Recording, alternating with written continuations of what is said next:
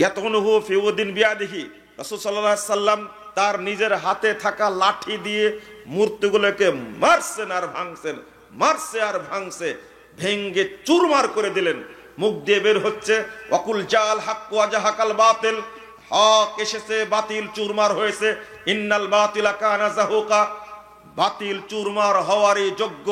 এক নিমিষে এক হাতে মুহাম্মদুর রাসূলুল্লাহ সাল্লাল্লাহু আলাইহি সাল্লাম সমস্ত মূর্তি ভেঙ্গে চুরমার করে দিলেন। এই জাহেলিয়াত ছিল। এই মূর্তি পূজার নিয়ম যদি আপনি মুসলিম হিসাবে চালু করেন, আমরা একটা টাইম পার করেছি মূর্তি পূজার সয়লাব বাংলাদেশে। পদ্মা সেতুর দুই পার্শ্বে দুই মূর্তি তৈরি করতে খরচ করেছিল 117 কোটি টাকা মাত্র। 117 কোটি টাকা খরচ করেছে। সারা দেশে মূর্তি আর মূর্তি। 5 আগস্টের পরে মাত্র 2 ঘন্টার মধ্যে সারা দেশের মূর্তি, শেখ মুজিবের মূর্তি ভেঙ্গে চুরমার করে দিয়েছে। কিছু রাখেনি। বেটির পাপ বাপের উপরে উঠে গেছে, বেটিও শেষ বাপও শেষ, একবার শেষ করে দিয়েছে। কিন্তু ছাত্র ভাইরা, তোমাদের প্রতি আমার আপত্তি থেকে গেছে। তোমাদের যদি তাওহীদের জ্ঞান থাকতো তাহলে শেখ মুজিবের মূর্তিকে সেজদা করে এরকম লোকের কথা আমি শুনিনি, তবে থাকতে পারে। কিন্তু বাংলাদেশে লক্ষ লক্ষ মাজার আছে। এই সমস্ত মাজারগুলোতে মানুষ সেজদা দেয়, মানুষ টাকা পয়সা দেয়, তাদের কাছে গিয়ে দোয়া করে। প্রতিদিন কোটি কোটি মুসলিমকে তারা মুশরিক বানাচ্ছে। আগে ভাঙ্গার দরকার ছিল মাজারগুলো, কিন্তু তোমরা ভাঙতে পারোনি। তবে একদিন ভাঙবা তোমরা। শোনেন, একটা শিক্ষা নেন আজকে, আজকে শিক্ষা নেন আপনারা। দুনিয়াবি স্বার্থে সবকিছুই করতে পারেন, দিনের স্বার্থ করতে পারবেন ইনশাআল্লাহ। আমি 2টা উদাহরণ দেব, চুপ করে শুনবেন। উদাহরণটা হলো, প্রচারণা চালালে এক সময় উপকার হয়। পিস টিভি বন্ধ করলো কেন? বন্ধ করেছে না পিস টিভি? আবার চালু হয়েছে, তাই না? আবার দেখছেন তো, 10 বছর চালু রাখতে দেন, 10 বছর চালু রাখতে দেন, দেখি যে মাজার তৈরি করেছে সে নিজেই মাজার ভেঙে দিবে ইনশাআল্লাহ। ও বুঝবে। আমি একটা কথা বলি, এই যে প্রচারণা চালাচ্ছি, আরে কে আসবে ভবিষ্যতে তা জানি না। ডক্টর ইউনূস সাহেব যতদিন আছেন ততদিন বলেনি, বুঝেননি কথা? ততদিন খালি বলেনি, বাকি জীবনে যা হয় হবে। জেল খাটছে, আরো খাটবে ইনশাআল্লাহ। সাইদি সাহেব যেহেতু চলে গেছে, তাতে আর দুঃখ কি, তাই না? কথা বুঝেননি? অতএব বলেনি আগে। 16টা বছর যাবত মা জেলখানায় বন্দি, তারেক রহমান হলো লন্ডনে, সেখান থেকে প্রচারণা চালায় দুনিয়াবি স্বার্থে জাতিকে ঐক্যবদ্ধ করতে পেরেছে। কি করলেন? 7 জানুয়ারি নির্বাচনে ঢাকায় ছিলাম, দেখলাম যে নির্বাচনে মানুষ কত ভোট দিতে আসে।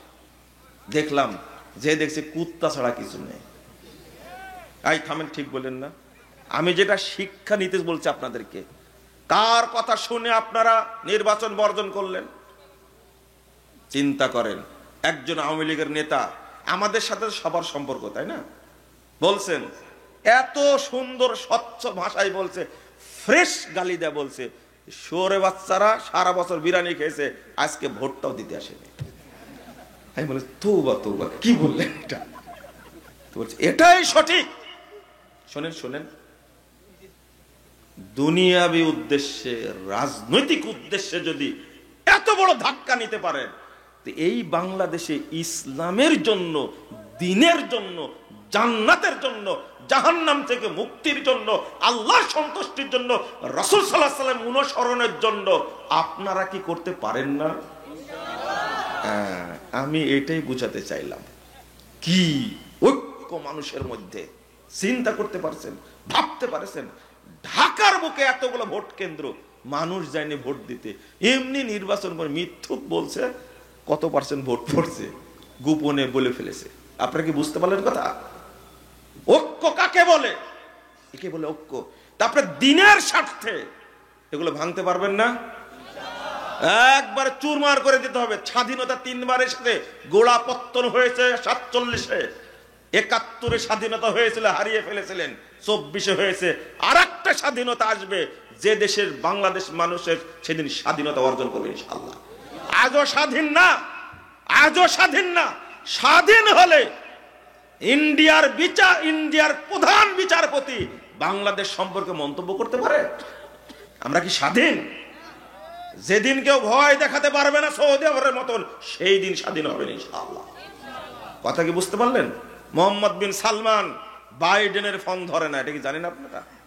বাইডেন কে চিনেন? বাইডেন, জো বাইডেনকে চিনেন? কে? সবচেয়ে বড় সন্ত্রাসী পৃথিবীর। এই বাইডেন সারা পৃথিবীকে ভয় দেখায়, কিন্তু মোহাম্মদ বিন সালমান সৌদি আরবের প্রিন্স বলে যে আমার টাইম নাই ফোন ধরায়। সে তেল মারার জন্য 7 সমুদ্র পার হয়ে সৌদি আরবে এসে মোহাম্মদ বিন সালমানকে তেল মেরে গেছে। কি বুঝলেন? পুতিন আসে সৌদি আরবে কেন? সারা পৃথিবীতে রাজনীতির মেরুকরণ যেটা হয় সেটা হলো সৌদি আরব। আমরা বাংলাদেশটাকে ওই রকম শক্তিশালী দেখতে চাই। আল্লাহ তুমি কবুল করো, বলেন আমিন। শোনেন, কষ্ট হয়, কষ্টের কারণেই বলছি, আমাদেরই চেতনা যেটা, সেটা হলো মুসলিম চেতনা, তাই না? ইসলামী চেতনা না। আমরা দুর্ভাগ্য, আমি যেটা জাহিলিয়াতের কথা বলতে গেছিলাম, যেটাতে মানুষকে মুশরিক বানায়, কাফের বানায়, আপনি সেই মূর্তি পূজা করবেন কেন? কেন করবেন? একজন মেজর জেনারেল 2-3 বছর আগে আমাকে ফোন দিয়েছেন, ভ্রান্ত আকিদা বরং সঠিক আকিদা, এই বইয়ের লেখক কি আপনি? জি। আপনি লিখেছেন? যে আমি লিখেছি। তখন বলছেন তাহলে আমরা কি মুসলমান না?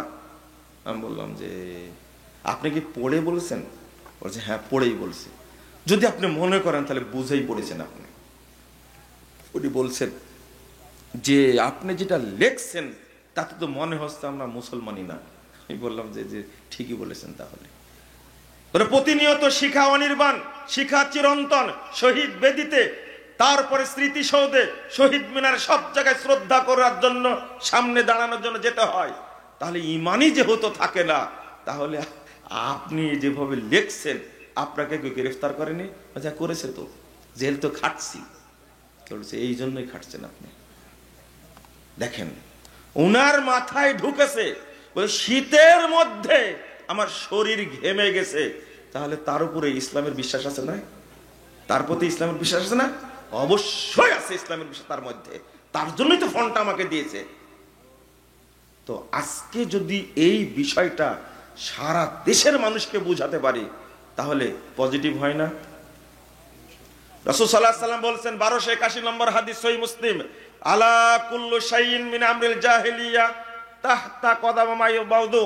সাহাবীরা শুনে রাখো, জাহিলি যুগের যত নিয়ম কারণ, কৃষ্টি, কালচার, বিধান যা ছিল, সবগুলোকে আমি 2 পায়ের নিচে কবর দিয়ে গেলাম। এই জাহিলিয়াতকে এখান থেকে বের করো না। রাসূল সাল্লাল্লাহু আলাইহি ওয়াসাল্লাম বলেছেন আউয়ালু মা আদাউ রিবানা রিবা আব্বাস ইবনে আব্দুল মুত্তালিব, প্রথম কবর দিলাম আমি আব্দুল মুত্তালিবের সুদকে। এই সুদ তোমরা বের করো না। বাংলাদেশের প্রত্যেকটি মুসলিম এখন সুদ খাচ্ছে, 2-1টা বাকি থাকতে পারে। প্রতিটি মুসলিম সুদ খায়, নাউযুবিল্লাহ, আস্তাগফিরুল্লাহ। অথচ এই সুদকে রাসূল সাল্লাল্লাহু আলাইহি ওয়াসাল্লাম পায়ের নিচে কবর দিয়ে গেছেন। কেন আপনি সুদ বের করলেন? কেন আপনি ঘুষের কথা বলবেন? জাহেলিয়াতের সাথে কে জড়িত না? হারামের সাথে কে জড়িত না? একজন ব্যক্তি আজকে পাসপোর্ট অফিসে চাকরি করছে, যারাই চাকরি করে পাসপোর্ট অফিসে, দেখবেন ঘুষ ছাড়া তাদের পেটে কিছুই ঢোকে না। রাসূল সাল্লাল্লাহু আলাইহি ওয়াসাল্লাম খাইবারের যুদ্ধের জন্য দেখছেন বিভিন্ন ব্যক্তি কি শহীদ হয়েছেন। সাহাবীরা বলছেন ফুলানুন শহীদ, ফুলানুন শহীদ, ফুলানুন শহীদ, অমুক শহীদ, অমুক শহীদ, অমুক শহীদ। কিন্তু আল্লাহ রাসূল ধমক দিয়ে বলছেন কাল্লা। যখনই এক ব্যক্তি সম্পর্ক করেছে এও শহীদ, আল্লাহ রাসূল বলছেন কাল্লা, অসম্ভব, ইন্নী রাআইতুহু ফিন্নার, আমি তাকে জাহান্নামে পুড়তে দেখছি, জাহান্নামে জ্বলতে দেখছি। ফিবুরদাতিন গাল্লাহা, সে একটা ছোট্ট চাদর আত্মসাৎ করেছিল, সেটার কারণে তাকে জাহান্নামে পোড়ানো হচ্ছে। পরের হাদিসটাতে এসেছে আল্লাহ রাসূল বলছেন ওয়াল্লাযী নাফসু মুহাম্মাদিন বিয়াদিহি, ওই সত্তার কসম করে বলছি যার হাতে মুহাম্মাদের প্রাণ আছে, তার কসম করে বলছি ইন্না হাযিহি শামলা লা তালতাহিবু আলাইহি নারা, ওই ছোট্ট ছোট্ট চাদরটা তাকে জাহান্নামে পোড়ায়া পোড়ায়া তাকে অঙ্গার বানিয়ে দিচ্ছে। তখন কথা শুনে সাহাবীরা একটা ফিতা একটা সুতা নিয়ে এসে জমা দিচ্ছেন, এইভাবে দিচ্ছেন। আল্লাহ রাসূল আকাস্তু মিনাল গনাইম ক্বাবলা মাকসামিন, আমি এটা নিয়েছিলাম বন্টনের আগে, আল্লাহ রাসূল দিয়ে গেলাম। একটা চাদরের কারণে যদি এই হয়, আমি ফিতাটা দিয়ে গেলাম, সুতাটা দিয়ে গেলাম। আল্লাহ রাসূল ধরে বলছেন, শিরাকুম মিনান নার ওয়া শিরাকান মিনান নার, একটা ফিতাও যদি তোমার কাছে থাকতো এটাই জাহান্নামে নিয়ে যেত, দুইটা ফিতাও যদি থাকতো তবুও জাহান্নামে নিয়ে যেত। যদি এই হাদিসটা বাংলার মানুষকে বোঝানো যায়, বাংলাদেশে দুর্নীতি থাকবে না। সহিহ মুসলিমের হাদিস, এই হাদিসটা এসেছে তাবরানী আওসাত 1556 নম্বর হাদিস, সহিহ মুসলিম 2689 নম্বর হাদিসে এসেছে, যখন আপনাদের ব্যাপারে আল্লাহর কাছে ফেরেশতারা রিপোর্ট পেশ করে, আল্লাহ খুশি হয়ে বলতে থাকেন, উশহিদুকুম আন্নী কদ গফারতু লাহুম, ফেরেশতারা শুনে রাখো, যারা মাজলিসে উপস্থিত হয়েছে আমি তাদের সবাইকে ক্ষমা করে দিয়েছি।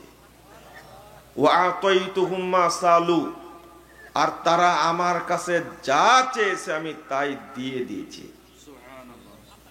আপনারা কি চেয়েছেন? চাননি, কিন্তু আমি চেয়েছি।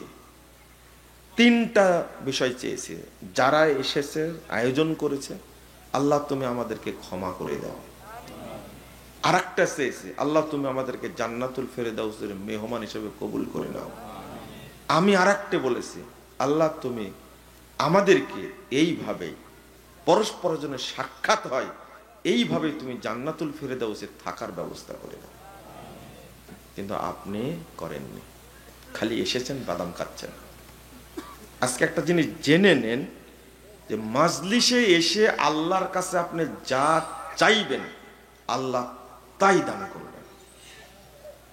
যদি আপনি সব কথা ভুলে যান, এটা মনে রাখবেন যে আল্লাহর কাছে চাইলে আল্লাহ সাথে সাথে কবুল করেন। তো অন্য কোনো ইবাদতের ক্ষেত্রে নাই, শুধু আরাফার মাঠ ছাড়া। আরাফার মাঠ আলাদা, আর এইরকম মাঠ আলাদা। সাথে সাথে দিবেন এই জায়গায় দোয়া করলে। এরপর আল্লাহ বলছেন, ও আজারুতুহুম মিম্মাস্তাজারু, ফেরেশতারা সাক্ষী থাকো, তারা আসার কারণে যে কষ্ট পেয়েছে, শ্রম দিয়েছে, সময় দিয়েছে, টাকা পয়সা ব্যয় করেছে। নাটোর থেকে আসছে কিছু ভাই, কয়েকজন ভাই আসছে সেই নওগাঁ থেকে। দেখেন, এই যে হাদিসটা এখন মিলাতে পারে, আগে মিলাতে পারেনি। আগে মিলাতে পারিনি। যেই কথা বললেন কেন, ও আজারতুহুম মিম্মাস্তাজারু। ময়মনসিংহে একটা মাঠ আছে, আহলে হাদিসের ঐতিহ্য, জাতীয় ইজতেমা 3 দিন ব্যাপী। এলাকার লোকেরা গাড়ি ভাড়া করে চলে আসে, 3 দিন মাঠে থাকে। চলে যাবে শনিবারের দিন ফজর পড়ে, তারপরে শনিবারের সকালে সবাই চলে যাবে। বাচ্চা কাচ্চা রেখে চলে আসে, কাজকর্ম রেখে চলে আসে। এই যে দিন শিখার জন্য এত টাইম ব্যয় করে, আমি এইটার সাথে মিলায় দেখতে পাই আল্লাহ কেন বললেন ওয়াজারতুহুম মিম্মাস্তাজারু। তারা যে শ্রম দিয়েছে, পরিশ্রম করেছে, এর বদৌলতে আমি তাদেরকে পূর্ণ নেকি দান করলাম। পূর্ণ নেকি মানে আপনি যে নেকিটুকু হলে জান্নাতে ঢুকতে পারবেন, এই মাজলিসে আসলে সেই পরিমাণ নেকি আল্লাহ দান করে। এই কথাগুলো যখন আল্লাহ বলেন ফেরেশতাদের সামনে, ফেরেশতারাই হিংসা করে। জিয়ারা ফিহিম ফুলান আব্দুল খাত্তাব, আল্লাহ আপনি বলেন কি, এদের মধ্যে যে একজন লোক এসে বসে গেছে, বড় পাপী, খুব খারাপ, জঘন্য, নিকৃষ্ট একটা লোক এসে বসে গেছে। ইন্নামা মাররা ফাজালাসা মাহুম, এই লোকটা দিন শিখতে আসেনি, রাস্তায় ঘুরে বেড়াচ্ছিল, লোকগুলো এসে দেখে বসে গেছে সে। আপনি কি তাকেও মাফ করে দিবেন? অভিযোগ শোনা মাত্রই আল্লাহ বলছেন, সাক্ষী থাকো, ওয়ালাহু গফারতু, আমি একেও মাফ করে দিলাম। আপনি কি দেখছেন কি ফজিলত? এরপর আল্লাহ বলছেন, হুমুল জুলাসা, তোমরা শুনে রাখো ফেরেশতারা, তারা এমন কিছু মানুষ এখানে বসে আছে আমি তাদেরকে এত পছন্দ করি, লা ইয়াশকা বিহিম জালিসুহুম, এর মধ্যে এসে যেই বসবে আমি আল্লাহ তাকেই মাফ করে দেব। এবার বুঝেছেন কি? কিন্তু এই ফজিলত সালাতেও নাই। সালাত পড়লে পাপ মাফ হবে, হজ করলে পাপ মাফ হবে, জান হজে সালাত মাফ হবে, কি বলে যে পাপ মাফ হবে, পাপগুলো সব নেকি হবে না। কিন্তু আল্লাহ বললেন কি, আমি সব পাপ ক্ষমা করে দিলাম, আমি সমস্ত পাপকে নেকি দ্বারা পরিবর্তন করে দিলাম, আমি তাদের দোয়া কবুল করলাম, আমি তাদেরকে পূর্ণ নেকি দান করলাম। এর পরেও আপনারা বুঝেন না, বুঝার চেষ্টা করেন না। কালকে কি কষ্ট দেব এরকম না। আমি তো ভাবছি লোকই হয়নি, বলেওছে আমাকে আজ এবার কিন্তু লোক হবে না, কিন্তু লোক হয়নি মনে হচ্ছে। দেখো তো, আলহামদুলিল্লাহ আলহামদুলিল্লাহ। আপনারা যে শোনার জন্য এসেছেন এটা আমাদের একটা বড় আনন্দ। অন্তত দোয়াটা যেটা করেছি এই দোয়ার মধ্যে কোনো রকমের স্বার্থ নাই। আছে? হ্যাঁ, আমি কি আদায় করবো মনে করছেন? মাদ্রাসার জন্য, দারুল হুদার জন্য আদায় করব? কোনোদিন দিয়েছেন 2 টাকা এই মাঠ থেকে? বলেছি কোনোদিন? কোনো স্বার্থ নাই। আমি বলেছি আল্লাহ তুমি আমাদেরকে মাফ করো, আমি বলেছি আল্লাহ তুমি আমাদেরকে জান্নাতে থাকার ব্যবস্থা করে দাও। এখানে কোনো স্বার্থ নাই। এই দোয়ার মধ্যে যদি আল্লাহ আমাদেরকে আজকে আওতাভুক্ত করে দেন তাহলে আমরা এই দোয়াই মুক্তি পাবো ইনশাআল্লাহ। বলেন, সবাই বলেন ইনশাআল্লাহ। আল্লাহ তুমি আমাদেরকে কবুল করে নাও, আমিন। কষ্ট হয় কেন বলছি, কেন শোনেন। আল্লাহ রাব্বুল আলামিন বলছেন, ফাআম্মা মান তাগা ওয়া আসারাল হায়াতাদ দুনিয়া ফাইন্নাল জাহিমা হিয়াল মাওয়া। যারা সীমা লঙ্ঘন করে এবং দুনিয়াকে প্রাধান্য দেয়, শুধু দুনিয়া নিয়ে ব্যস্ত, শুধু টাকা পয়সা নিয়ে ব্যস্ত, কিভাবে ধনী হওয়া যায়, কিভাবে ব্যবসায় লাভবান হওয়া যায়, কিভাবে বেশি টাকা কামাই করা যাবে, কিভাবে আমেরিকায় যাওয়া যাবে, কিভাবে লন্ডনে যাওয়া যাবে, কিভাবে কানাডায় যাওয়া যাবে, কিভাবে অস্ট্রেলিয়া যাওয়া যাবে, সারা দিন এই চিন্তা যারা করে, আল্লাহ বলছেন ফাইন্নাল জাহিমা হিয়াল মাওয়া, তার থাকার জায়গা হবে জাহিম নামক জায়গায়, জাহান্নামে। বলে নাউযুবিল্লাহ, আস্তাগফিরুল্লাহ। ওয়া আম্মা মান খাফা মাকাম রাব্বিহ ওয়া নাহান নাফসা আনিল হাওয়া। আর যে ব্যক্তি আল্লাহর সামনে দাঁড়ানোকে ভয় করে, কেমনে আল্লাহর সামনে দাঁড়াবো আমি তো জেনা করেছি আল্লাহ সবই জানেন, আমি তো মিথ্যা কথা বলে বেড়াই আল্লাহ তো সবই জানেন, আমি তো হারাম খাই, সুদ খাই, ঘুষ খাই, আল্লাহ তো সবই জানেন, আমি তো পরকীয়ার সাথে জড়িত, আমি তো অন্য পুরুষের সাথে কথাবার্তা বলি, আমার দৈহিক সম্পর্ক অন্য পুরুষের সাথে, আমি কিভাবে আল্লাহর সামনে দাঁড়াবো? আমি তো চিন্তা করি আল্লাহর সামনে কিভাবে মুখ নিয়ে দাঁড়াবো, আমি অমুক অমুক মহিলার সাথে জিনায় লিপ্ত, আমার ঘরে স্ত্রী থাকা সত্ত্বেও, এগুলো তো সবই আল্লাহ জানেন, আমি এত খারাপ কাজ করেছি, নাউযুবিল্লাহ, সবই তো আল্লাহ জানেন, তো আল্লাহর সামনে আমি কিভাবে দাঁড়াবো? এই ভয়টা যে করে, এই ভয়টা যে করে, ওয়ানাহান নাফসা আনিল হাওয়া, আর নিজেকে যাবতীয় দুনিয়াবি পাপাচার থেকে, জাহিলিয়াত থেকে, নোংরামি থেকে, এই পাপের সাগর থেকে যে বিরত রাখে, ফাইন্নাল জান্নাতা হিয়াল মাওয়া, তার জায়গা হবে, আল্লাহ তাকে থাকার ব্যবস্থা করে দিবেন জান্নাতে। সুবহানাল্লাহ। ছোট্ট কথা, যে দুনিয়াকে প্রাধান্য দেবে সে জাহান্নামে যাবে, যে পরকালকে প্রাধান্য দেবে, দিনকে প্রাধান্য দেবে, সে জান্নাতে যাবে। সোজা কথা, একবারে ছোট ছোট কথা।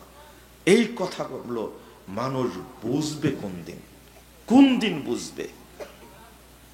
খাতা দেখে আশ্চর্য হবে, কি আশ্চর্য, ছোট থেকে ছোট পর্যন্ত, বড় থেকে বড় পর্যন্ত কোনো পাপই বাদ যায়নি, সবই এন্ট্রি করা আছে, সবই এন্ট্রি করা আছে। ফামান ইয়ামাল মিসকালা যাররাতিন খায়রান ইয়ারা ওয়া মান ইয়ামাল মিসকালা যাররাতিন শাররান ইয়ারা। যাররা বুঝেন তো? যাররা বুঝেন? যাররা বুঝেন না। যাররাটা হলো যখন পূর্ব দিকে সূর্য উঠবে, আপনার ঘরের, বিশেষ করে রান্নাঘর তো হয় সাধারণ, ওই ঘরের ফাঁক দিয়ে দেখবেন আলো বের হয়, আর ওই আলোর মধ্যে ছোট ছোট কি বালি ঘুরে বেড়ায়, তাই না? দেখছেন আপনারা? উড়ে বেড়ায়। এই ছোট্ট একটা কোনাকে 70 ভাগ করলে যে একটা অংশ হবে সেটা হলো যাররা। বুঝেন না মনে কথা, তাই না? আপনি যদি এই যাররা পরিমাণও পাপ করে থাকেন সেটাও দেখতে পাবেন, আপনি পাবেন, ফলাফল পাবেন। এত পাপ করে আপনি কিভাবে ঘুমান? আমি আগে, আপনারা কথা বলবেন না, আর একটু সাইডে বসেন আপনারা, লোকগুলো যদি দেখতে পায়। এত ক্যামেরা আসছে, লা হাওলা ওয়ালা কুওয়াতা ইল্লা বিল্লাহ, সুবহানাল্লাহি ওয়া বিহামদিহি। যাক, তারা প্রচার করুক, আলহামদুলিল্লাহ।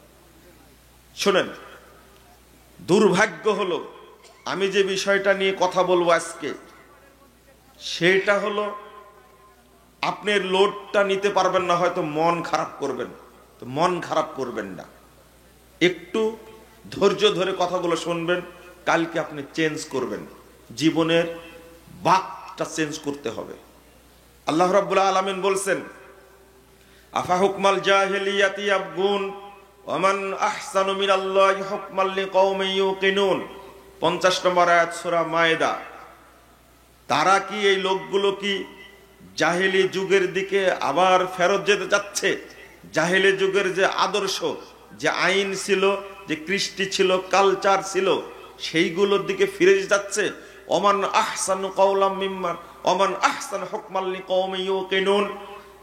যারা ঈমান এনেছে আল্লাহর প্রতি, যারা আল্লাহকে বিশ্বাস করে, তাদের চেয়ে, তাদের কাছে আল্লাহর বিধানের চেয়ে, আল্লাহর আইনের চেয়ে আর উত্তম সুন্দর কার আইন হতে পারে? অর্থাৎ যারা মুমিন, আল্লাহকে বিশ্বাস করে, তারা আল্লাহর আইনে সন্তুষ্ট থাকে। যারা আল্লাহকে বিশ্বাস করে তারা আল্লাহর আইনে সন্তুষ্ট থাকে। যারা মুমিন তারা আল্লাহর আইনে সন্তুষ্ট থাকে, রাসূলের আদর্শে সন্তুষ্ট থাকে। আর যারা মুনাফিক, যারা কাফের, যারা মুশরিক, তারা আল্লাহর আইনে কখনো সন্তুষ্ট হয় না। এরপরে আয়াতটা, 51 নম্বর আয়াতে আল্লাহ রাব্বুল আলামিন বলছেন, ইয়া আইয়ুহাল্লাযীনা আমানু লা তাত্তাখিযুল ইয়াহুদা ওয়ান নাসারা আউলিয়া বা'দুহুম আউলিয়াউ বা'দ ফামান ইয়াতাওয়াল্লাহু মিনকুম ফাইন্নাহু মিনহুম। আল্লাহ বলছেন, তোমরা ইহুদি খ্রিস্টানদেরকে বন্ধু হিসাবে গ্রহণ করো না, কারণ ইহুদি খ্রিস্টান কাউকে করা যাবে না, তারা পরস্পরে বন্ধু। আর মনে রেখো, ফামান ইয়াতাওয়াল্লাহু মিনকুম ফাইন্নাহু মিনহুম। আর তোমাদের মধ্য থেকে যে তাদের আদর্শ মেনে নিবে, তাদের দিকে ফিরে যাবে, বন্ধু হিসাবে গ্রহণ করবে, অভিভাবক হিসাবে গ্রহণ করবে, ফাইন্নাহু মিনহুম, সে তাদেরই অন্তর্ভুক্ত হবে। আপনি যদি জাহেলিয়াতের ওইদিকে, কারা কথা বলছে? হ্যাঁ, ওখানে কি দোকান? তো কারা ওরা? আমাদের কথা তো শুনতে পাচ্ছেন, দেখেন তাদের কথা আমাদের কানে আসছে।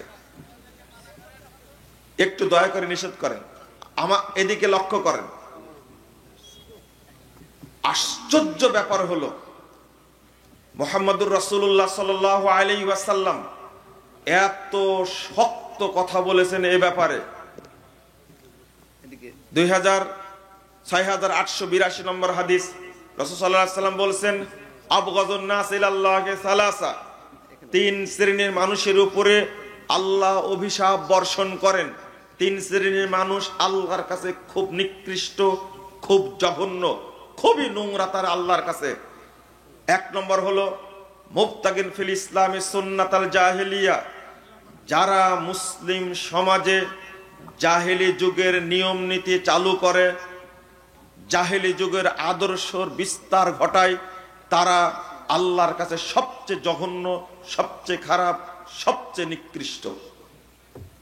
রাসূল সাল্লাল্লাহু আলাইহি ওয়াসাল্লাম বলছেন, 1229 নম্বর হাদিস সহিহ বুখারীর মধ্যে এসেছে, রাসূল সাল্লাল্লাহু আলাইহি ওয়াসাল্লাম বলছেন, মান দাওয়া বিদাওয়াল জাহেলিয়া ফালাইসা মিন্না, যে ব্যক্তি জাহেলি কোনো আদর্শের সাথে আপোষ করবে, জাহেলি কোনো নিয়ম কানুন সমাজে প্রচার করবে, সেটা হতে পারে সুদ প্রথা, সেটা হতে পারে ঘুষ প্রথা, সেটা হতে পারে জিনা, সেটা হতে পারে ব্যভিচার, সেটা হতে পারে গান বাজনা, সেটা হতে পারে হারাম খাওয়া, এগুলো সব জাহেলিয়াত। রাসূল সাল্লাল্লাহু আলাইহি ওয়াসাল্লাম বলছেন, ফালাইসা মিন্না, এ আমার উম্মতের অন্তর্ভুক্ত না। রাসূল সাল্লাল্লাহু আলাইহি ওয়াসাল্লাম বলছেন, 17209 নম্বর হাদিস মুসনাদে আহমদের মধ্যে এসেছে, মান দাআ বিদাওয়াল জাহেলিয়া ফাহুয়া মিন জুসা জাহান্নাম, যে ব্যক্তি জাহেলি কোনো আদর্শের সাথে আপোষ করবে, যেমন মূর্তি পূজা হলো জাহেলিয়াত, এই জাহেলিয়াতের মাধ্যমেই নূহ আলাইহিস সালাতু ওয়াস সালামের সময় থেকেই চালু হয়েছে এই প্রথা। ইব্রাহিম আলাইহিস সালাতু ওয়াস সালাম তিনি এই মূর্তিকে ভেঙ্গে চুরমার করে দিয়েছেন। মুহাম্মদুর রাসূলুল্লাহ সাল্লাল্লাহু আলাইহি ওয়াসাল্লাম তিনি মক্কা বিজয়ের দিনে কাবা চত্বরে ঢুকেই আল্লাহ রাসূল দেখতে পেলেন, রাসূল সাল্লাল্লাহু আলাইহি ওয়াসাল্লাম ইবনে মাসউদ রাদিয়াল্লাহু আনহু বলছেন, দাখালান নবী সাল্লাল্লাহু আলাইহি ওয়াসাল্লাম মক্কা ওয়া হাওলাল কাবাতে সালাসা মিয়াতি ওয়া সিত্তুনা নুসবা, আমি দেখলাম আল্লাহ রাসূল মক্কায় প্রবেশ করলেন, এমত অবস্থায় কাবার চতুর্পাশে 360টি মূর্তি সাজানো ছিল। অনেকেই বলে কাবা ঘরের মধ্যে মূর্তি ছিল, এটা ভুল কথা, এটা সহিহ বুখারীর হাদিস। কাবা ঘরের ভিতরে মূর্তি ছিল না, কাবা ঘরের ভিতরে মূর্তি থাকলে আল্লাহ রাসূল সেখানে সালাত পড়তেন না। কাবা ঘরের ভিতরে মূর্তি ছিল না, হাউলাল কাবা, কাবার চারিদিকে মূর্তি ছিল 360টি। ফাজাআলা ফিউদিন ফিয়াদিহি ইয়াতুনহু ফিউদিন বিয়াদিহি, রাসূল সাল্লাল্লাহু আলাইহি সাল্লাম তার নিজের হাতে থাকা লাঠি দিয়ে মূর্তিগুলোকে মারছেন আর ভাঙছেন, মারছে আর ভাঙছে, ভেঙ্গে চুরমার করে দিলেন। মুখ দিয়ে বের হচ্ছে, ওয়াকুল জাল হক ওয়া জাহাকাল বাতিল, হক এসেছে, বাতিল চুরমার হয়েছে, ইন্নাল বাতিলা কানা যাহুকা, বাতিল চুরমার হওয়ারই যোগ্য। এক নিমিষে এক হাতে মুহাম্মদুর রাসূলুল্লাহ সাল্লাল্লাহু আলাইহি সাল্লাম সমস্ত মূর্তি ভেঙ্গে চুরমার করে দিলেন। এই জাহেলিয়াত ছিল। এই মূর্তি পূজার নিয়ম যদি আপনি মুসলিম হিসাবে চালু করেন, আমরা একটা টাইম পার করেছি মূর্তি পূজার সয়লাব বাংলাদেশে। পদ্মা সেতুর দুই পার্শ্বে দুই মূর্তি তৈরি করতে খরচ করেছিল 117 কোটি টাকা মাত্র। 117 কোটি টাকা খরচ করেছে। সারা দেশে মূর্তি আর মূর্তি। 5 আগস্টের পরে মাত্র 2 ঘন্টার মধ্যে সারা দেশের মূর্তি, শেখ মুজিবের মূর্তি ভেঙ্গে চুরমার করে দিয়েছে, কিছু রাখেনি। বেটির পাপ বাপের উপরে উঠে গেছে, বেটিও শেষ, বাপও শেষ, একবার শেষ করে দিয়েছে। কিন্তু ছাত্র ভাইরা, তোমাদের প্রতি আমার আপত্তি থেকে গেছে।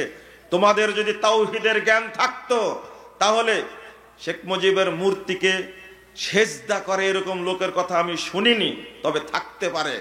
কিন্তু বাংলাদেশে লক্ষ লক্ষ মাজার আছে, এই সমস্ত মাজারগুলোতে মানুষ সেজদা দেয়, মানুষ টাকা পয়সা দেয়, তাদের কাছে গিয়ে দোয়া করে। প্রতিদিন কোটি কোটি মুসলিমকে তারা মুশরিক বানাচ্ছে। আগে ভাঙ্গার দরকার ছিল মাজারগুলো, কিন্তু তোমরা ভাঙতে পারোনি। তবে একদিন ভাঙবা তোমরা। শোনেন, একটা শিক্ষা নেন আজকে, আজকে শিক্ষা নেন আপনারা।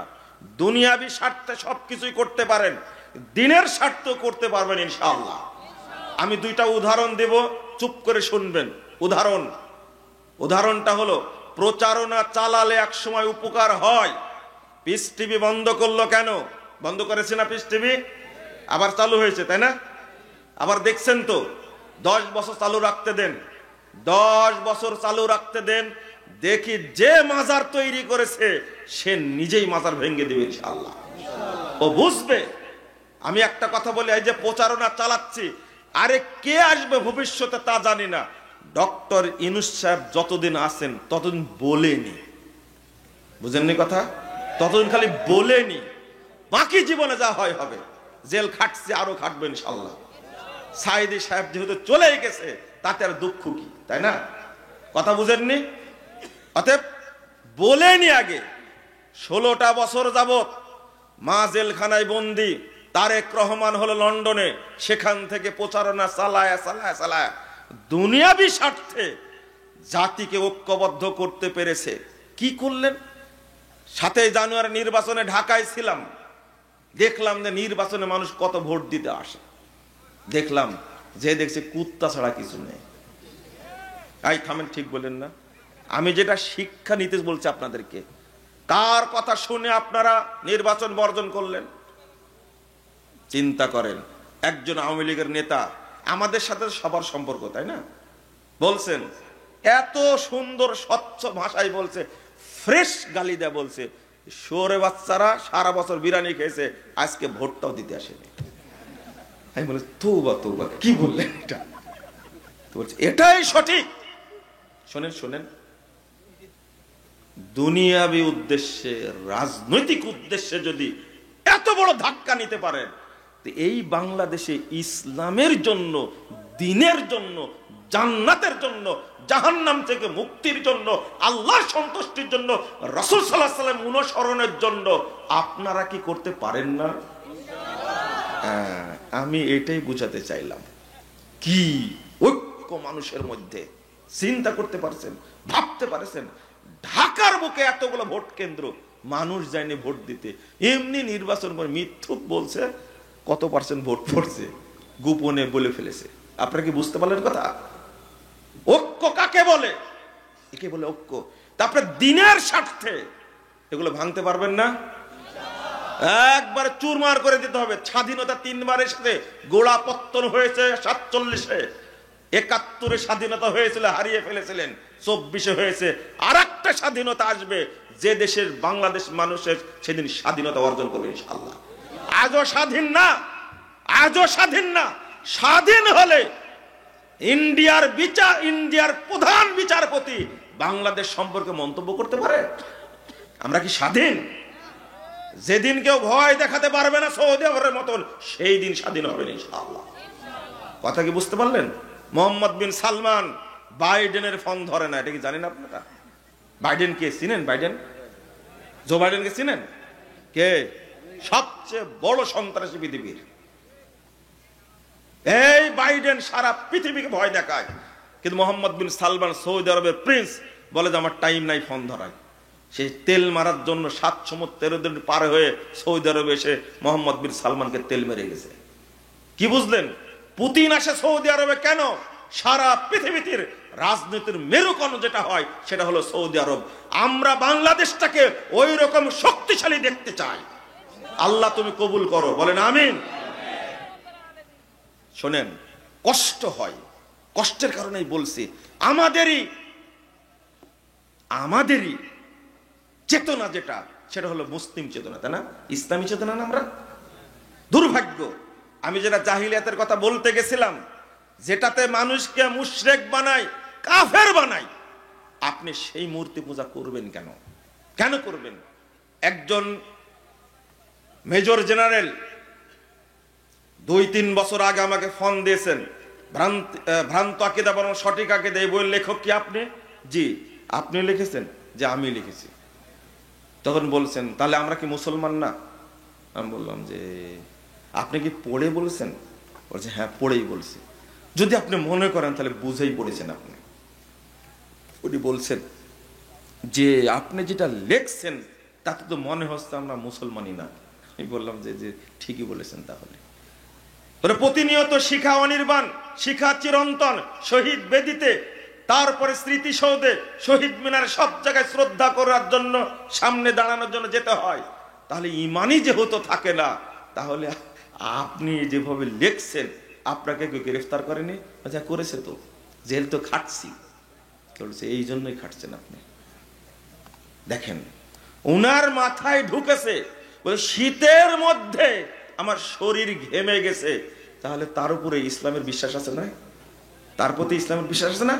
অবশ্যই আছে ইসলামের বিশ্বাস তার মধ্যে, তার জন্যই তো ফোনটা আমাকে দিয়েছে। তো আজকে যদি এই বিষয়টা সারা দেশের মানুষকে বুঝাতে পারি তাহলে পজিটিভ হয় না? রাসূল সাল্লাল্লাহু আলাইহি ওয়াসাল্লাম বলেছেন 1281 নম্বর হাদিস সহিহ মুসলিম, আলা কুল্লু শাইইন মিন আমরিল জাহিলিয়া তাহতা কদামা মা ইউবাউদু। সাহাবীরা শুনে রাখো, জাহিলি যুগের যত নিয়ম কানুন কৃষ্টি কালচার বিধান যা ছিল সবগুলোকে আমি দুই পায়ের নিচে কবর দিয়ে গেলাম, এই জাহিলিয়াতকে এখান থেকে বের করো না। রাসূল সাল্লাল্লাহু আলাইহি ওয়াসাল্লাম বলেছেন আউয়ালু মা আদাউ রিবানা রিবাব আব্বাস ইবনে আব্দুল মুত্তালিব, প্রথম কবর দিলাম আমি আব্দুল মুত্তালিবের সুদকে, এই সুদ তোমরা বের করো না। বাংলাদেশের প্রত্যেকটি মুসলিম এখন সুদ খাচ্ছে, দুই একটা বাকি থাকতে পারে, প্রতিটি মুসলিম সুদ খায়, নাউজুবিল্লাহ আস্তাগফিরুল্লাহ। অথচ এই সুদকে রাসূল সাল্লাল্লাহু আলাইহি ওয়াসাল্লাম পায়ের নিচে কবর দিয়ে গেছেন। কেন আপনি সুদ বের করলেন? কেন আপনি ঘুষের কথা বলবেন? জাহেলিয়াতের সাথে কে জড়িত না? হারামের সাথে কে জড়িত না? একজন ব্যক্তি আজকে পাসপোর্ট অফিসে চাকরি করছে, যারাই চাকরি করে পাসপোর্ট অফিসে দেখবেন ঘুষ ছাড়া তাদের পেটে কিছুই ঢোকে না। ভূমি অফিসে চাকরি করে যারা এত ভদ্র, মুখে দাঁড়িয়ে আছে, মাথায় টুপি আছে, গায়ে পাঞ্জাবি আছে, দেখতে চেহারা এত সুন্দর, ও বসে বসে কলমের খোঁচায় ঘুষ খায়। বিদ্যুৎ অফিসে যারা চাকরি করে, কাস্টমসে যারা চাকরি করে, গত 3 দিন আগে রিপোর্ট বের হয়েছে বাংলাদেশে সবচেয়ে দুর্নীতি হয় বিদ্যুৎ সেক্টরে। চাকরি কারা করে? এরা মুসলমান না? ওরা ভয় করে না কি পরিমাণ হারাম তারা খায়। নাউজুবিল্লাহ আস্তাগফিরুল্লাহ আস্তাগফিরুল্লাহ। যারা ডাক্তার আছে তাদেরকে আপনি ডাক্তার বলবেন কি করে? অধিকাংশ ডাক্তার হলো কসাই, অধিকাংশ ডাক্তার হলো ডাকাত। যারা ইঞ্জিনিয়ার আছে বাংলাদেশে, যারা ইঞ্জিনিয়ার আছে, যদি ভালো ইঞ্জিনিয়ার হতো এরা, তাহলে কোশ্চিন কালেও 3 বছরের রাস্তা 3 মাসে ধ্বংস হয়ে যেত না।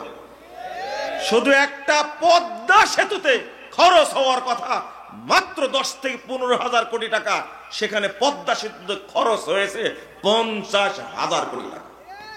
কোথায় রাখলো রে ভাই? এত টাকা কোথায় রাখলো? বুঝেননি কথা আপনারা? দুর্নীতি কি গরু ছাগলে করেছে? কারা করেছে? মানুষ করেনি? তওবা তওবা আস্তাগফিরুল্লাহ। 1 জানুয়ারি বাংলাদেশ থেকে মাত্র এত কোটি টাকা চুরি করেছে। লন্ডনে তার বাড়ি আছে মাত্র 620টা। ওর লাগে কয়টা? ওর লাগে কয়টা? ও বাংলাদেশের সন্তান না? এরা কেউ বাংলাদেশের সন্তান না, সবগুলো কুসন্তান এরা। কেন? একটা মরিচের দাম 4 টাকা, আলুর কেজি 400 টাকা, মরিচের কেজি 1200 টাকা। বাংলাদেশের মানুষ খেতে পায় না। আর এই অমানুষ, এই জানোয়ার বাংলাদেশ থেকে চুরি করে দেশের বাহিরে 620টা বাড়ি করেছে। চিন্তা করতে পারছি? একজন নিয়ে গেছে, একজন। তুমি নিয়ে যাও, কিয়ামতের মাঠে তোমাকে ধরবো। যদি বাংলাদেশ সরকার ধরতে না পারে, আল্লাহর ধরা থেকে তুমি কখনো মুক্তি পাবে না। এদেশে প্রতি মাসে 97,000 কোটি টাকা পাচার হয়েছে। 97,000 কোটি টাকা। এটা কি জাহেলিয়াত না? এদেরকে কে শিক্ষিত বলেছে? যারা এদেরকে শিক্ষিত বলে তারাই হলো মূর্খ। আল্লাহর নবী সাল্লাল্লাহু আলাইহি ওয়াসাল্লাম বলেছেন, শুনে রাখো, ইন্নাল্লাহা ইউবগিযু কুল্লা আলিমিন বিদ-দুনিয়া ওয়া জাহিলিন বিল আখিরা। আল জামিউস সগীর 1879 নম্বর হাদিস। রাসূল সাল্লাল্লাহু আলাইহি ওয়াসাল্লাম বলেছেন, যারা দুনিয়াবি জ্ঞান সম্পর্কে প্রাজ্ঞ, অভিজ্ঞ, পণ্ডিত, দিন সম্পর্কে অজ্ঞ, পরকাল সম্পর্কে জাহেল, এরকম প্রত্যেক ব্যক্তির উপরে আল্লাহ গজব নাজিল করেন, আল্লাহ অভিশাপ নাজিল করেন। বলেন নাউজুবিল্লাহ। এই জন্যই তো অভিশপ্ত তারা। না হলে এই দেশের সন্তান হয়ে এই দেশের দরিদ্ররা খেতে পায় না, তারা ভাত খেতে পায় না। কত মানুষ ত্রাহি ত্রাহি অবস্থা, তাদের একটুকু অন্তর কাঁপে না। আমাদের দেশের মানুষ, আমাদেরই পাশের ভাই বোন, আমাদেরই গ্রামের মানুষ, আমাদেরই আত্মীয়স্বজন খেয়ে পারে না, তারা টাকা চুরি করে। এই ঘুষের নিয়ম এইটা হলো আরবিয়ান জাহেলিয়া, ইসলাম আসার আগের জাহেলিয়া। এটা কি জায়েজ? নাউজুবিল্লাহ, আস্তাগফিরুল্লাহ, কিভাবে বলছেন? শুনে রাখো তুমি, যারা এই দেশ থেকে সম্পদ চুরি করেছে, আল্লাহর নবী সাল্লাল্লাহু আলাইহি সাল্লামের হাদিসটা শুনলে আপনি হতবাক হবেন। মুহাম্মদুর রাসূলুল্লাহ সাল্লাল্লাহু আলাইহি সাল্লামের হাদিসটা বলার আগে কোরআনের আয়াতটা বলি। 181 নম্বর আয়াত, 61 নম্বর আয়াত, 161 নম্বর আয়াত সূরা আল ইমরান। আল্লাহ বলছেন, ওমাই ইয়াগলুল, যে যা আত্মসাৎ করবে, ইয়াতি বিমা গাল্লা ইয়াউমাল কিয়ামা, যে যা আত্মসাৎ করবে কিয়ামতের মাঠে সেটা বহন করে হাজির হবে। একটা বিশ্ববিদ্যালয়ের ভিসি হওয়ার পরে কত কোটি টাকায় আত্মসাৎ করেছে। একজন মন্ত্রী কত হাজার কোটি টাকা আত্মসাৎ করেছে। শুধু মন্ত্রী না, একজন বক্তা বাংলাদেশের মানুষের কাছ থেকে কত টাকা আত্মসাৎ করেছে, এটার হিসাব হবে। আপনি বললেন যে কি বললেন এটা? জি, শুধু এমপি, মন্ত্রী, মেম্বার দুর্নীতি আপনি করেন না? তোমার কয় টাকা লাগে? 3 লাখ টাকা তোমার ভিজিট কেন? হ্যাঁ, তোমার কয় টাকা লাগে? আর যা বলে সব মিথ্যা কথা বলে। কি বলে? নিয়ে আসেন তাকে, আমি ঘাটে ঘাটে প্রমাণ করে দেবো সব মিথ্যা কথা বলে। একটা হাদিস অনুবাদ করতে পারে না, কোরআনের আয়াত অনুবাদ করতে পারে না, শুধু মিথ্যা ঘটনা বলে, মানুষের মুখরোচক কথা বলে মানুষকে পথভ্রষ্ট করে। আর তাকে আপনাদের 3 লাখ টাকা লাগে। কয় লাখ টাকা? তার 3টা প্রোগ্রাম করে, তাহলে কয় লাখ হলো? 9 লাখ। ও দুর্নীতিবাজ না তো এমপি দুর্নীতিবাজ? কোন এমপি একদিনে 3 লাখ টাকা 9 লাখ টাকা ইনকাম করতে পারে না। যান জিজ্ঞেস করেন, ও যদি পারে এমপি 9 লাখ টাকা ইনকাম করতে, দিনে যদি পারে, এমপি থাকবে না, ও নিজে প্রধানমন্ত্রী হয়ে যাবে। বলছে না? কি বেহায়ার মতো বলছে, আমার অফিসের পিয়ন 400 কোটি টাকা মালিক। বলেনি? আস্তাগফিরুল্লাহ, আস্তাগফিরুল্লাহ। এই দেশের কোন মানুষের রক্ত হালাল আছে এটা আমার বিশ্বাস হয় না, তবে থাকতে পারে, আমার জানা নাই। আর পুলিশ নামের যারা আছে বাংলাদেশে, এর একটা জাতি, এটা মানব জাতির বাহিরে, কিন্তু এটা মনে রাখবেন, এটা মানব জাতির বাহিরে, এরা মানব জাতির বাহিরে। জমশেদকে নিয়ে আসতে বলো। এরা হলো মানব জাতির বাহিরে। কেন বললাম? আচ্ছা ঠিক আছে,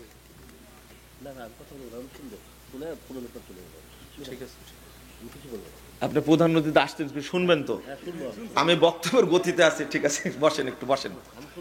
আমাদের বক্তা আরেকজন আছে, শোনেন। যেটা বলছিলাম আমি শেষ, আজকে আমাকে সভাপতি করেছে, আমি বক্তা না, কিন্তু এমনি আসছে, এদের ঘরের লোক আমি। জি জি জি, আসছে, বক্তা আসতেছে। আমি যেটা আপনাদের বল, ছোট্ট একটা কথা বলার জন্য এই কথাগুলো বলে ফেললাম। যে ব্যক্তি জাহেলিয়াতের সাথে জড়িত হবে তার অবস্থা কি বুঝতে পারছেন? হাদিসের শেষটা বলতে পারে, ফাত্তাকুন নিসা ওয়াত্তাকুদ দুনিয়া। আল্লাহ রাসূলের পরের বাক্যটা বলছেন, তোমরা মহিলাদের থেকে সাবধান থেকো, দুনিয়া থেকে সাবধান থাকো। আজকে সবচেয়ে ফিতনার মধ্যে ফেলেছে আমাদের কারা? মহিলারা, তাই না? কারা ফিতনার মধ্যে ফেলেছে? মহিলারা ফেলেনি? নাউযুবিল্লাহ, আস্তাগফিরুল্লাহ। আমি আপনাকে নিয়ে যাচ্ছি ওই জায়গাতে।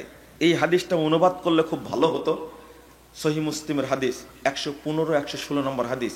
রাসূল সাল্লাল্লাহু আলাইহি ওয়াসাল্লাম খাইবারের যুদ্ধের দিনে দেখছেন বিভিন্ন ব্যক্তি কি শহীদ হয়েছেন। সাহাবীরা বলছেন, ফুলানুর শহীদ, ফুলানুর শহীদ, ফুলানুর শহীদ, অমুক শহীদ, অমুক শহীদ, অমুক শহীদ। কিন্তু আল্লাহ রাসূল ধমক দিয়ে বলছেন, কাল্লা। যখনই এক ব্যক্তি সম্পর্কে বলেছে এও শহীদ, আল্লাহ রাসূল বলছেন, কাল্লা, অসম্ভব, ইন্নী রাআইতুহু ফিন্নার, আমি তাকে জাহান্নামে পুড়তে দেখছি, জাহান্নামে জ্বলতে দেখছি।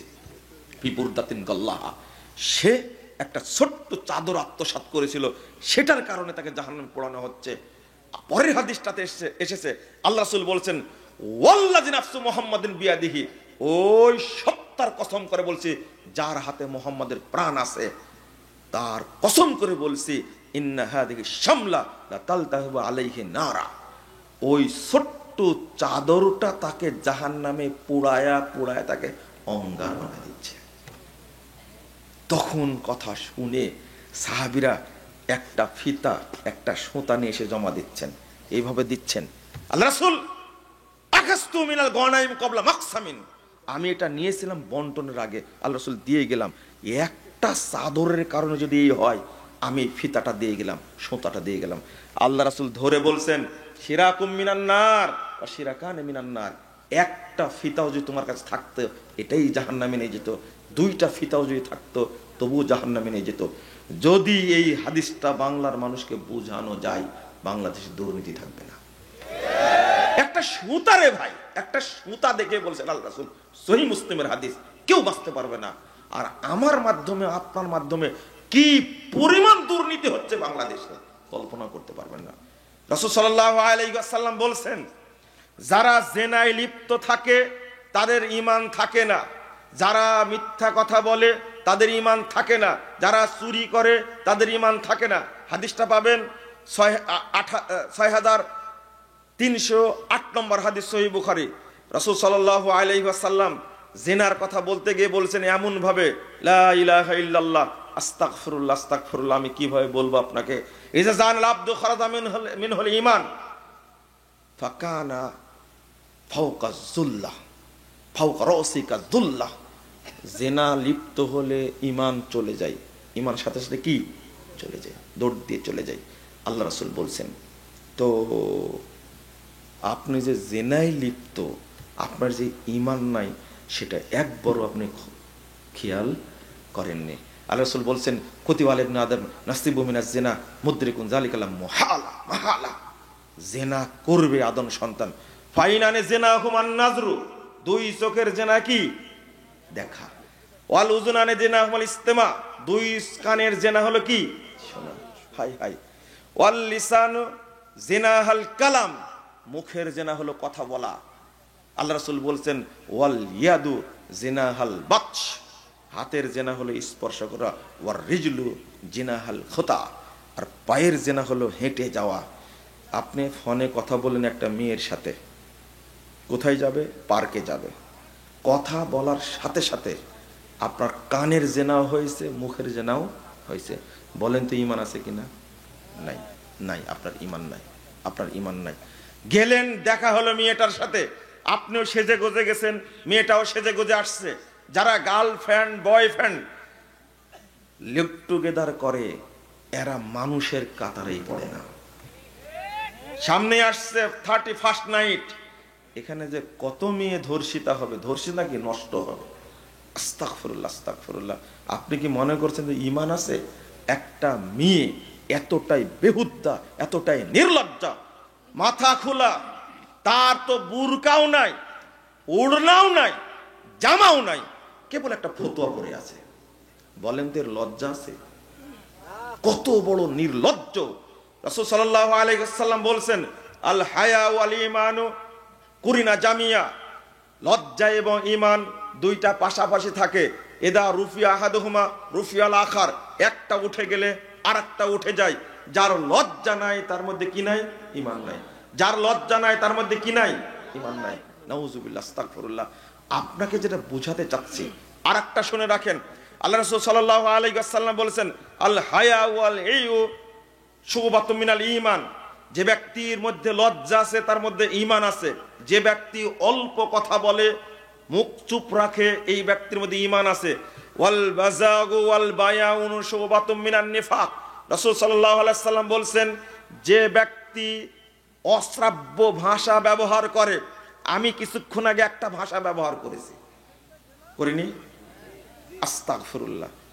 এই কথা আমার মুখ দিয়ে বের হতে আমি ভয় পাই যে হয়তো আমার ঈমান চলে গেল। আপনি কত ভালো মানুষ, আপনার ওয়াইফের কাছে শুনলে বোঝা যাবে। আপনি আপনার ওয়াইফকে সারাদিন গালি দেন, আপনি একটা বেঈমান, একটা এত নোংরা ভাষায় কথা বলেন। আপনি কত ভালো মানুষ, ড্রাইভারের সাথে কথা বললে বোঝা যায়। ড্রাইভার বলে যে স্যার, আমার স্যারের মতো খারাপ মুখালা স্যার একটাও নাই। তাহলে বুঝেন। আর আরেক সিনেমাল বক বক যারা করে, কি করে? ওল বায়ানু, যারা বক বক করে, বেশি কথা বলে, আবার বলে কি জানেন ভাই, আমি কথা একটু বেশি বলি। কত নির্লজ্জ বলেন। ও যে মুনাফিক, হিসাবই করেন না, কিছু মনে করেন না। আমি একটু কথা বেশি বলি, কত কত গর্বের সাথে বলছে, কত বড় জাহেল, চিন্তা করতে পারছেন? ও যে মুনাফেক, আল্লাহ নবী বলছেন খবরদার বক বক করবেন না, বেশি কথা বলবেন না। আপনার আমার দিনই ভাই, যা বলছি মেনে নেবেন। বক বক করা কাকে বলে? যদি একদম রিটার্ড পার্সন হারামখোর আপনার সাথে বাসে বসে বা ট্রেনে বসে, আপনার ঢাকা, রাজশাহী থেকে ঢাকা যেতে মনে হবে 6 বছর সময় লাগছে। এতই কথা বলে, বক বক করে, আপনি বুঝতেই পারবেন না মুনাফিক কাকে বলে। আল্লাহ রাসূল সাল্লাল্লাহু আলাইহি ওয়াসাল্লাম বলছেন, ইন্নাল মুমিনা ইয়ারা যুনুবাহু কাআন্নাহু কায়িদুন তাহতা জাবালিন ইয়াখাফু আন ইয়াকা আলাইহি। শুনেন, মুমিন ওই ব্যক্তি যে ব্যক্তি ভয় করে তার পাপকে এত বড় মনে করে, আমার মাথার উপরে বিশাল পাহাড় যে কোনো সময় আল্লাহ ছেড়ে দিবেন। কথা কি বুঝতে পারছেন? এই ব্যক্তি মুমিন, এই ব্যক্তি মুমিন যে ব্যক্তি ভয় করে আমার মাথার উপরে বিশাল পাহাড় আল্লাহ ছেড়ে দিবেন, আমি ধ্বংস হয়ে যাব। এর ব্যক্তির নাম কি? এই ব্যক্তির নাম কি? মুমিন। ওয়াইনাল ফাজির ইয়ারা যুনুবাহু কা দুবাবিন মাররা আলা আনফিহি। আল্লাহ রাসূল বলছেন, মুনাফিক ওই ব্যক্তি যে ব্যক্তি পাপকে পরোয়া করে না, পাপকে থোড়াই কেয়ার করে, পাপ করতে আছে করতে আছে করতে আছে, এই ব্যক্তি কি? মুনাফিক। আপনারা কি বুঝতে পারলেন কথাটা? না, আপনি বুঝেননি। তাহলে যে ব্যক্তি মদ খায়, গাঁজা খায়, চুয়ানি খায়, ফেন্সিডিল খায়, বিড়ি, তামাক, জর্দা, গুল, আলাপাতা খাচ্ছে, শুরু করেছে বয়স যখন 10-11 তখন থেকে, এখন বয়স 70 বছর এখনো খায়, বলেন তো এই লোকটা মুমিন না মুনাফিক? আরে আব্দুল্লাহ বিন উবাইর সে বাক্কা মুনাফিক, একটা অরিজিনাল কাঁচা টাটকা মুনাফিক। কারণ আব্দুল্লাহ বিন উবাই ছিল কয়েকদিনের মুনাফিক, আর এ হলো 70 বছরের মুনাফিক। বুঝেন না মনে আমার কথা? হজ করে আসার পরেও সুদ খাচ্ছে, খায় না? হজ করে আসার পরেও প্রতি বছর বাংলাদেশ থেকে প্রায় 1,27,000, 30,000, 1 লাখ লোক হজে যায়। যারা অর্থশালী তারাই তো যায়, তাই না? ওরা যদি ভালো হতো তাহলে বাংলাদেশে তো দুর্নীতি হতো না, হতো না। বন্ধুরা আমার, এই যে আমাদের জমশেদ ভাই চলে এসেছেন, আপনারা মূলত তার বক্তব্য শোনার জন্য এসেছেন। আজকে আমি এখন ছেড়ে দিচ্ছি, আমাদের সম্মানিত প্রধান অতিথি অ্যাডভোকেট শফিকুল ইসলাম মিলন সাহেব আসছেন, তিনিও সংক্ষেপে দুটা কথা বলবেন। আর আমি আপনাদের কাছে একটা আবেদন করে শেষ করে দেব, বুঝতে পারছেন মনে হয়, তাই না? পকেটে হাত দেওয়া লাগবে, তাই না? কেউ চাইবে না, আমি চাইতে পারি। 98 সাল থেকে 80 কোনো বছর মার যায়নি, তাই না? গেছে, তখন ছাত্র ছিলাম, এই রাজশাহীতে তখন ছাত্র ছিলাম আমি। তো আমি আর বলতে সমস্যা নাই, কেউ না বললেও আমি কিন্তু বলবো, এই বিশাল প্রোগ্রাম করেছে তারা, তাদেরকে ধন্যবাদ দেওয়া দরকার। বলেন আল্লাহ যেন তাদেরকে কবুল করেন, আমিন। আমি আপনাদের অনুরোধ করব যে এই মহব্বতপুরের মাঠটা যেন, এই ঐতিহ্য যেন ঠিক থাকে, তারা যেন সাহস পায়। সব যুবক ছেলে করে, কারা করে? সব যুবক ছেলে। আর আমি আরেকটা আলোচনা করতে চেয়েছিলাম, কিন্তু আপনাদের একটা বিষয় বুঝাতে গিয়ে সময় লেগে গেছে। আমি শেষে আবেদন করে আপনাদেরকে, সবাই ঐক্যবদ্ধ থাকবেন ইনশাআল্লাহ। থাকবেন তো ইনশাআল্লাহ? শোনেন, আমরা খুব লজ্জিত, অপমান বোধ করেছি, কষ্টের কারণে কথাটা বলছি। ডক্টর ইনিস সাহেব ডেকেছিলেন ধর্মীয় ইসলামিক সংগঠনের ব্যক্তিদেরকে, বুঝছেন? সেখানে যারা আহলে হাদিসদেরকে অপদস্থ, অপমান করতে চায়, তারা ডক্টর ইউনূস সরকারকে ধোঁকা দিয়েছে, প্রতারণার আশ্রয় নিয়েছে তারা। এমনকি ধর্ম উপদেষ্টা আফামা খালেদ হোসেন সাহেব, তিনিও আমাদের সম্পর্কে খুব ভালো জানেন, আহলে হাদিস সম্পর্কে খুব ভালো জানেন, কিন্তু সবাইকে ধোঁকা দেওয়া, সবাই গেছে। আমার মনে হয় যদি মামুনুল হক সাহেবের কাছে তালিকা চাওয়া হতো, তাহলে প্রথম নামটা দিতেন ডক্টর আব্দুল্লাহ ফারুক সালাফির, অথবা দিতেন প্রফেসর ডক্টর আসাদুল্লাহ গালেব স্যারের নাম দিতেন, কিন্তু দেয়নি। যদি জামাত ইসলামের আমিরের কাছে তথ্য চাওয়া হতো, আহলে হাদিসদের লিডারের সাথে আমরা বসতে চাই, উনিও বোধহয় 2 জন ব্যক্তির নাম দিত। কিন্তু এমন ভাবে ধোঁকা দেওয়া হয়েছে আহলে হাদিসদেরকে অপমান করা হয়েছে। যদি আজকে ঐক্যবদ্ধ থাকতো তাহলে এই মুখ পোড়া হুজুরগুলো কখনো অপমান করতে পারতো না। কথা কি বুঝতে পারছেন কিভাবে অপদস্থ করেছে? এই জন্য আপনারা ঐক্যবদ্ধ থাকুন, বলেন ইনশাআল্লাহ। আল্লাহ যেন কবুল করেন, আমিন। এখন পকেটে হাত দেন। দিছেন কই? তোমরা কই? বের হও। লোকফার কই? একজনও নাই, একজন। আমি 1 মিনিটে এটা কাজ করি, 1 মিনিটে। দয়া করে আপনাদেরকে বলবো, শুনেন, যারা এসেছেন, আমি কখনো সংখ্যা বলি না, আমি কখনো সংখ্যা বলি না। আপনার পকেটে যা যতটুকু দেওয়ার সাধ্য দিবেন আপনি, তবে একজনও মুক্ত থাকবে না ইনশাল্লাহ। সবাই দিবেন তো? বলেন যে দিব ইনশাল্লাহ। দেন, পকেটে হাত দেন, উঠেন, আপনারা নিজেরাই উঠেন, এটা আপনাদের প্রোগ্রাম। কই কই? তোমরা খুব অলস, তোমাদের শাস্তি হবে এই প্রোগ্রামের পরে ইনশাল্লাহ। আমি আবার আসতেছি। এরা এতই ফ্রি আমার কাছে, এরা আমাকে ভয়ই করে না। এরা ভয় করে না আমাকে। না না, ওনারা এসেছেন, আপনাদের আমন্ত্রণে তো অন্য সময় আসতোই না, তারা আসছে আলহামদুলিল্লাহ। আমাদের ইলিয়াস ভাই কিন্তু আমাদের খুব নিকটের মানুষ, খুব, এই পুরো খালি এটা নিকটের, বিএনপির নিকটে না। আজকে কাজিম ভাই আসেনি? কই? সুদিন দুর্দিনে সবসময় পাওয়া যায়, জিজ্ঞেস করেন। এই প্রোগ্রামে থাকে আলহামদুলিল্লাহ। আমি সবার জন্য দোয়া করি, আল্লাহ যেন আমাদের সবাইকে কবুল করে নেন, বলেন আমিন। আপনারা টাকা দিচ্ছেন না মনে হয়। কে কয় টাকা দিচ্ছেন? আমার দোয়া জানেন আপনারা? শোনেন, আস্তে আস্তে বললাম জমশেদ ভাইকে, দাওয়াতের জন্য দান করা সবচেয়ে নেকিপূর্ণ দান এটা। এই জন্য সাহাবীরা মসজিদ তৈরি করেছেন, এরকম কোনো দলিল পাওয়া যায় না। আবু বকর রাদিয়াল্লাহু আনহু সব টাকা ব্যয় করেছেন কোন পথে? দাওয়াতের পথে। উমর রাদিয়াল্লাহু আনহু সব টাকা ব্যয় করেছেন কোন পথে? দাওয়াতের পথে। আমি আপনাদেরকে বলছি যে আপনারা অবশ্যই অবশ্যই দাওয়াতি কাজের ক্ষেত্রে বেশি দান করবেন। আর আমি দোয়া করি, আল্লাহ কেউ যদি 1 টাকা দিনের পথে দেয়, তুমি তাকে 1 কোটি টাকা বরকত দান করবে। তাহলে ভুল করেছেন যারা কম দিয়েছেন, তারা কি অবস্থা? কেউ যদি 10 টাকা দেয়, আমি তার জন্য দোয়া করি, আল্লাহ দাওয়াতি কাজে কেউ দেয় না, 10 টাকায় আমার অনেক, তুমি তাকে 10 কোটি টাকা বরকত দান করো। কেউ যদি 100 টাকা দেয়, আমি তার জন্য দোয়া করি। সবাই দান করো বিভিন্ন ক্ষেত্রে, দাওয়াতি কাজে দেয় না, আল্লাহ তারা যারা দাওয়াতি কাজে দেয় 100 টাকা, তাকে তুমি 100 কোটি টাকা বরকত দান করো। আল্লাহর ভান্ডারে অভাব নাই, আল্লাহ দিবেন ইনশাআল্লাহ, ইনশাআল্লাহ। সবাই দিয়েছেন কিনা বলেন তো? কে দেননি? আমি দিব তার পক্ষ থেকে, হাত তুলেন। লজ্জা করে লাভ নাই, হাত তুলেন। আপনি হাত তুলেই ছাড়বো আপনাকে। দেননি কেউ 1 টাকা? 1 টাকাও দেননি? কি আছেন এরকম? টাকা আছে আমার কাছে, টাকা আছে, কি মনে করছেন? বলেন কে কে দেননি? আজকে যেন কবুল হয় এই জন্য বলছি, হাত তুলেন কে কে দেননি। লজ্জা করবেন না, আমি বুঝবো যে যারা টাকা দেয়নি, হাত না তুললে বুঝবো আপনার রাগ আছে এই প্রোগ্রামের উপরে। দিয়েছে সবাই? না না না, সবার পকেটে টাকা নাই, সত্য না? একজন হাত তুলেন অন্তত, তাহলে আমি টাকাটা দিতে পারি। এবার কি বুঝেছেন? একজন হলো হাত তুলেন যে আমি টাকা দেইনি।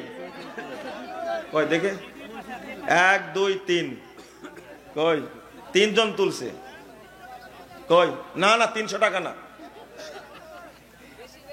বলেন 3 জন মাত্র। এবার আমার প্রশ্ন হলো, আপনি আগে বললেন না কেন? ও ভয় পেয়েছেন? যখন বলেছে আপনার পক্ষ থেকে আমি দিব, হ্যাঁ এটা তো আমি করি, আপনার সালে সবাই দিয়েছেন তো।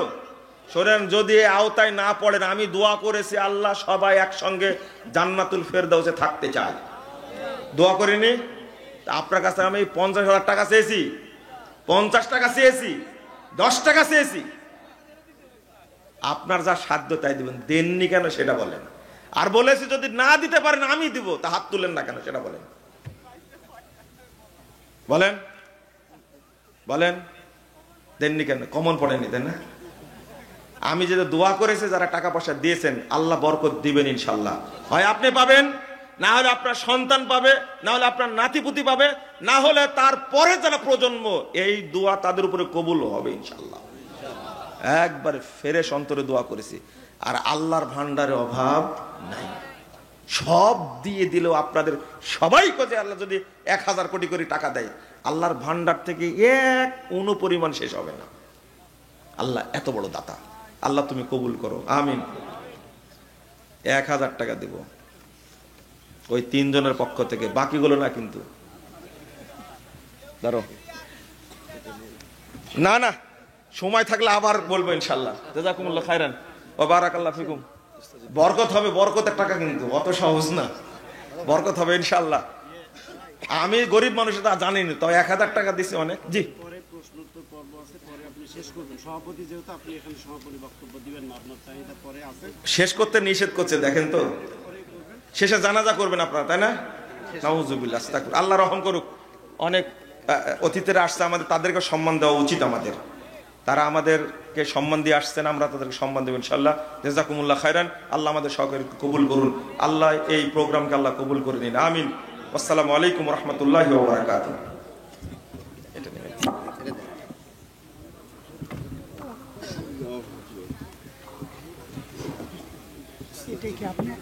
আসসালামু আলাইকুম ওয়া রাহমাতুল্লাহ।